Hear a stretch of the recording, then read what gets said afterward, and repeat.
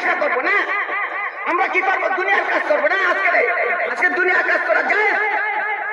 ঈদুল আজহা বলা হয়েছে সকাল সকাল তোমরা নামাজ পড়ো, সকাল সকাল নামাজ পড়ি তোমরা কোরবানি করো।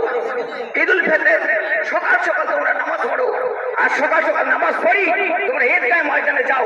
আমার কাছে যা পাওয়া তোমরা বুঝে পড়াই, তোমরা বুঝে না। সুবহানাল্লাহ। আল্লাহ আমাদের বোঝার তৌফিক দান করুন, আমিন।